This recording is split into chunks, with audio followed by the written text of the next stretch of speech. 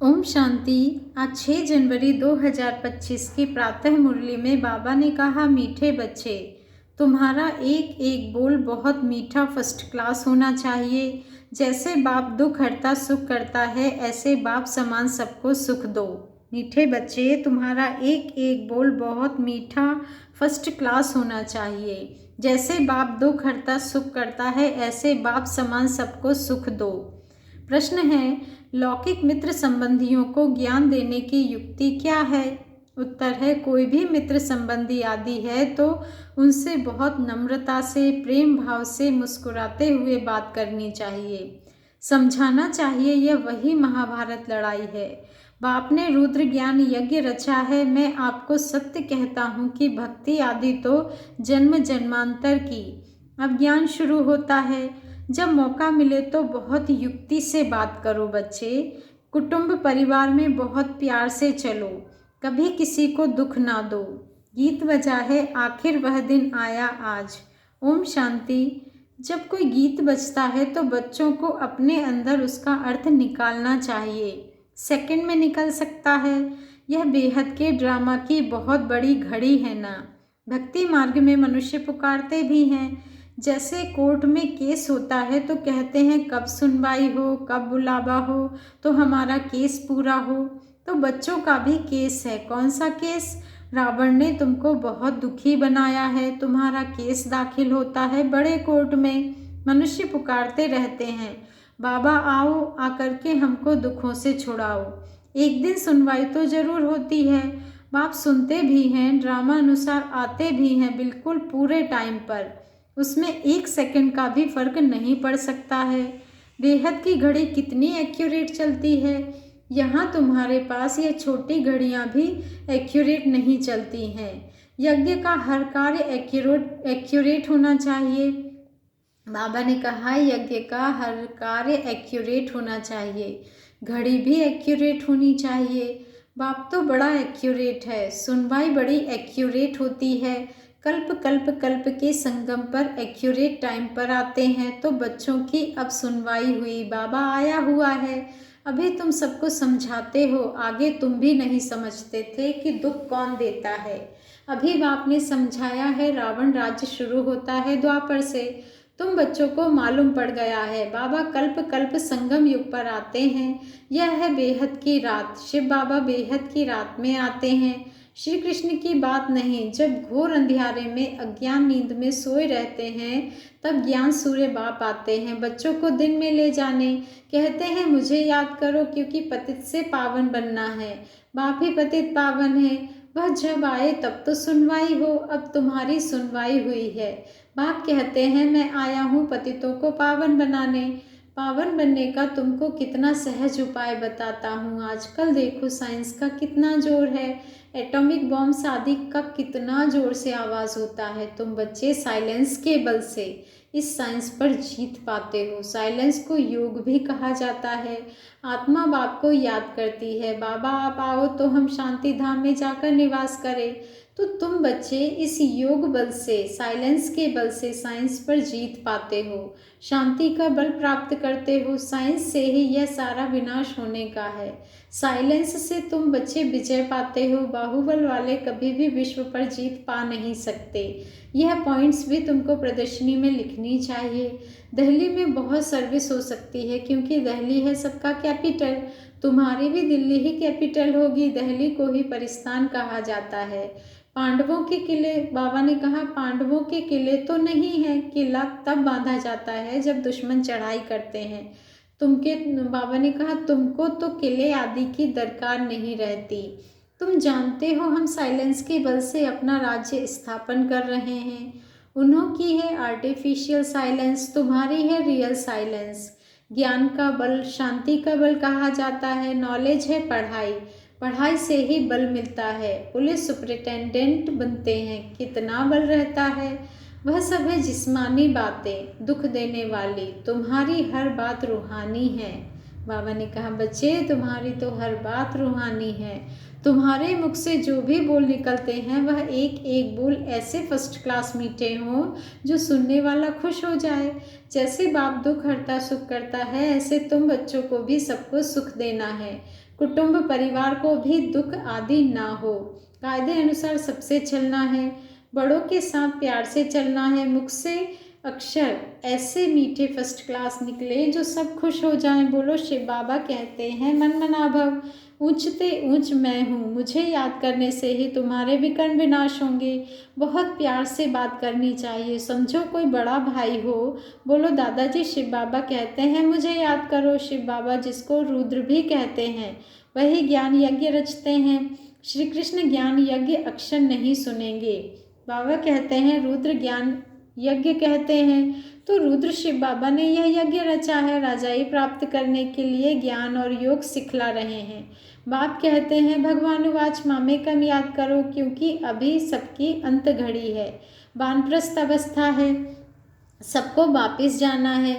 मरने समय मनुष्य को कहते हैं ना ईश्वर को याद करो, यहाँ ईश्वर स्वयं कहते हैं मौत सामने खड़ा है, इनसे कोई बच नहीं सकता। अंत में ही बाप आकर के कहते हैं कि बच्चे मुझे याद करो तो तुम्हारे पाप भस्म हो जाए। इनको याद की अग्नि कहा जाता है। बाप गारंटी करते हैं कि इससे तुम्हारे पाप दग्ध होंगे।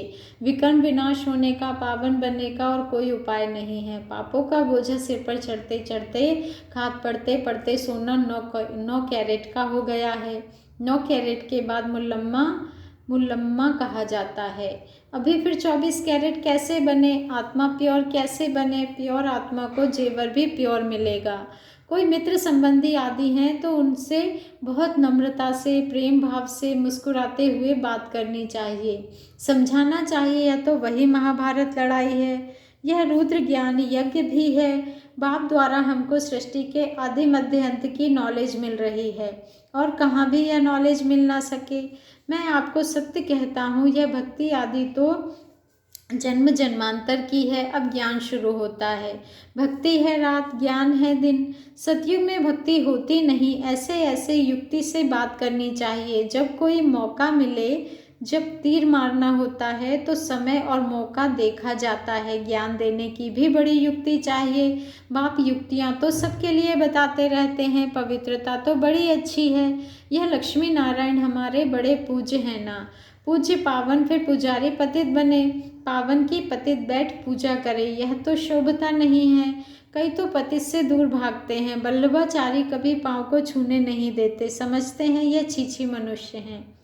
मंदिरों में भी हमेशा ब्राह्मण को ही मूर्ति छूने का अलाउ रहता है। शूद्र मनुष्य अंदर जाकर छू ना सके। वहाँ ब्राह्मण लोग ही उनको स्नान आदि कराते हैं और कोई को जाने नहीं देते। फर्क तो है ना। अब वे तो हैं कुक वंशावली ब्राह्मण, तुम हो मुख वंशावली सच्चे ब्राह्मण।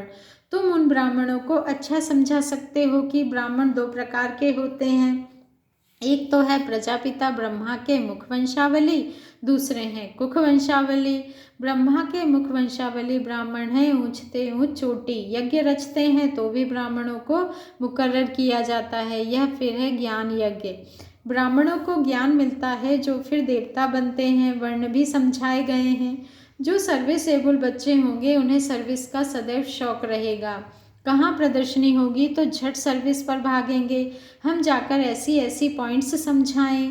प्रदर्शनी में तो प्रजा बनने का विहंग मार्ग है। आपे ही ढेर के ढेर आ जाते हैं, तो समझाने वाले भी अच्छे होने चाहिए। अगर कोई ने पूरा नहीं समझाया तो कहेंगे बीके के पास यही ज्ञान है। डिससर्विस हो जाती है। प्रदर्शनी में एक ऐसा चुस्त हो जो समझाने वाले गाइड्स को देखता रहे। कोई बड़ा आदमी है तो उनको समझाने वाला भी ऐसा अच्छा देना चाहिए। कम समझाने वाले को हटा देना चाहिए। सुपरवाइज करने पर एक अच्छा होना चाहिए। तुमको तो महात्माओं को भी बुलाना है। तुम सिर्फ बतलाते हो कि बाबा ऐसे कहते हैं। वे ऊंचते ऊंच भगवान हैं, वही रचयिता बाप है, बाकी सब है उनकी रचना। वर्षा बाप से मिलेगा। भाई भाई को वर्षा क्या देगा? भाई भाई को वर्षा क्या देगा? कोई भी सुखधाम का वर्षा दे ना सके, वर्षा देते ही हैं बाप। सर्व का सद्गति करने वाला एक ही बाप है, उनको याद करना है। बाप खुद आकर गोल्डन एज बनाते हैं, ब्रह्मा तन से स्वर्ग स्थापन करते हैं, शिव जयंती मनाते भी हैं, परंतु वह क्या करते हैं यह सब मनुष्य भूल गए हैं। शिव बाबा ही आकर राजयोग सिखलाए वर्षा देते हैं। 5000 वर्ष पहले भारत स्वर्ग था, लाखों वर्ष की बात ही नहीं है। बाबा कहते हैं लाखों वर्ष की तो बात ही नहीं है, तिथि तारीख सब है, कोई इनको खंडन कर ना सके, इनको कोई खंडन कर ना सके। नई दुनिया और पुरानी दुनिया आधा आधा चाहिए। वह सतयुग की आयु लाखों वर्ष कह देते तो कोई हिसाब हो नहीं सकता। स्वस्तिका में भी पूरे 4 भाग हैं, 1250 वर्ष हर युग में बांटे हुए हैं। हिसाब किया जाता है ना, वो लोग हिसाब तो कुछ भी जानते नहीं, इसलिए कौड़ी तुल्य कहा जाता है। अब बाप हीरे तुल्य बनाते हैं, सब पतित हैं, भगवान को याद करते हैं, उन्हों को भगवान आकर ज्ञान से गुलगुल बनाते हैं। तुम बच्चों को ज्ञान रत्नों से सजाते रहते हैं, फिर देखो तुम क्या बनते हो। तुम्हारे एम ऑब्जेक्ट क्या है, भारत कितना सिरताज था, सब भूल गए हैं। मुसलमानों आदि ने भी कितना सोमनाथ मंदिर से लूटकर मस्जिदों आदि में हीरे आदि जाकर लगाए हैं, अभी उनकी तो कोई वैल्यू भी कर नहीं सकते। इतनी बड़ी बड़ी मणियाँ राजाओं के ताज में रहती थीं, कोई तो करोड़ की, कोई 5 करोड़ की, आजकल तो सब इमिटेशन निकल पड़ी है। इस दुनिया में सब है आर्टिफिशियल पाई का सुख, बाकी है दुख। इसलिए सन्यासी भी कहते हैं कागविष्ठा समान सुख है, इसलिए वह घर बार छोड़ते हैं, परंतु अब तो वह भी तमोप्रधान हो पड़े हैं। बाबा ने कहा शहर में अंदर घुस पड़े हैं, परंतु अब किसको सुनाए, राजा रानी तो है नहीं, कोई भी मानेगा नहीं, कहेंगे सबकी अपनी अपनी मत है, जो चाहे सो करे, संकल्प की सृष्टि है। अब तुम बच्चों को बाप गुप्त रीति पुरुषार्थ कराते रहते हैं, तुम कितना सुख भोगते हो। दूसरे धर्म भी पिछाड़ी में जब वृद्धि को पाते हैं तब लड़ाइयाँ आदि खिटखिट होती हैं, पौना समय तो सुख में रहते हो। इसलिए बाप कहते हैं तुम्हारा देवी देवता धर्म बहुत सुख देने वाला है, हम तुमको विश्व का मालिक बनाते हैं। और धर्म स्थापक कोई राजा ही नहीं स्थापन करते हैं, वह सद्गति नहीं करते, आते हैं सिर्फ अपना धर्म स्थापन करने। वह भी जब अंत में तमोप्रधान बन जाते हैं तो फिर बाप को आना पड़ता है सतोप्रधान बनाने।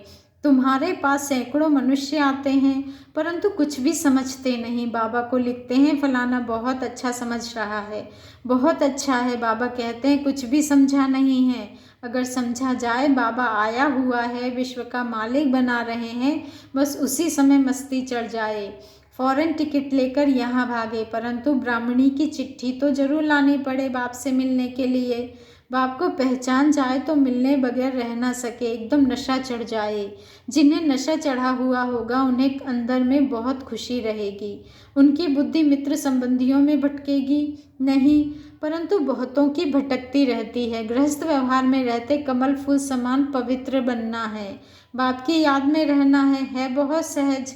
जितना हो सके बाप को याद करते रहो। जैसे ऑफिस से छुट्टी लेते हैं वैसे धंधे से छुट्टी पाकर 1-2 दिन याद की यात्रा में बैठ जाओ। घड़ी घड़ी याद में बैठने के लिए अच्छा सारा दिन व्रत रख लेता हूँ बाप को याद करने का। कितना जमा हो जाएगा, विकर्म भी विनाश होंगे। बाप की याद से ही सतो प्रधान बनना है।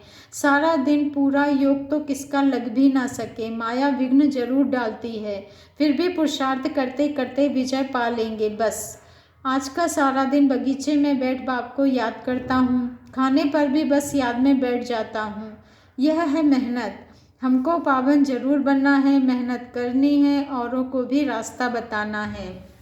बाबा कहते हैं बैच तो बहुत अच्छी चीज़ है, रास्ते में आपस में भी बात करते रहेंगे तो बहुत आकर सुनेंगे। बाप कहते हैं मुझे याद करो, बस मैसेज मिल गया तो हम रिस्पॉन्सिबिलिटी से छूट गए। अच्छा, मीठे मीठे सिकी लधे बच्चों प्रति माता पिता बाप दादा का याद प्यार और गुड मॉर्निंग। रूहानी बाप की रूहानी बच्चों को नमस्ते, और हम रूहानी बच्चों की रूहानी माता पिता बाप दादा को दिल से याद प्यार गुड मॉर्निंग और नमस्ते। शुक्रिया बाबा, शुक्रिया। धारणा के लिए मुख्य सार है, फर्स्ट पॉइंट है बाबा ने कहा धंधे आदि से जब छुट्टी मिले तो याद में रहने का व्रत लेना है। माया पर विजय प्राप्त करने के लिए याद की मेहनत करनी है। सेकंड पॉइंट है बहुत नम्रता और प्रेम भाव से मुस्कुराते हुए मित्र संबंधियों की सेवा करनी है। उनमें बुद्धि को भटकाना नहीं है। प्यार से बाप का परिचय देना है। वरदान है चलते फिरते फरिश्ते स्वरूप का साक्षात्कार कराने वाले साक्षात्कार मूर्त भव। चलते फिरते फरिश्ते स्वरूप का साक्षात्कार कराने वाले साक्षात्कार मूर्त भव। आज का स्वमान है मैं साक्षात्कार मूर्त आत्मा हूँ। मैं चलते फिरते फरिश्ते स्वरूप का साक्षात्कार कराने वाली साक्षात्कार मूर्त आत्मा हूँ। मैं साक्षात्कार मूर्त आत्मा हूँ। जैसे शुरू में चलते फिरते ब्रह्मा गुम होकर श्री कृष्ण दिखाई देते थे, इसी साक्षात्कार ने सब कुछ छुड़ा दिया। ऐसे साक्षात्कार द्वारा अभी भी सेवा हो। जब साक्षात्कार से प्राप्ति होगी तो बनने के बिना रह नहीं सकेंगे। इसलिए चलते फिरते फरिश्ते स्वरूप का साक्षात्कार कराओ। भाषण वाले बहुत हैं, लेकिन आप भाषणा देने वाले बनो, तब समझेंगे यह अल्लाह लोग हैं। स्लोगन है सदा रूहानी मौज का अनुभव करते रहो तो कभी भी मूंझेंगे नहीं। सदा रूहानी मौज का अनुभव करते रहो तो कभी भी मूंझेंगे नहीं। अव्यक्त मास का अव्यक्त पुरुषार्थ का आज का पॉइंट है अपनी शक्तिशाली मनसा द्वारा सकाश देने की सेवा करो। बच्चे अब अपने दिल की शुभ भावनाएं अन्य आत्माओं तक पहुंचाओ। क्या करो बच्चे? अब अपने दिल की शुभ भावनाएं अन्य आत्माओं तक पहुंचाओ। साइलेंस की शक्ति को प्रत्यक्ष करो। हर एक ब्राह्मण, बाबा ने कहा हर एक ब्राह्मण बच्चे में यह साइलेंस की शक्ति है। सिर्फ इस शक्ति को मन से तन से इमर्ज करो। 1 सेकंड में मन के संकल्पों को एकाग्र कर लो तो वायुमंडल में साइलेंस की शक्ति के प्रकंपन स्वतः फैलते रहेंगे। अच्छा, ओम शांति। शुक्रिया बाबा, शुक्रिया।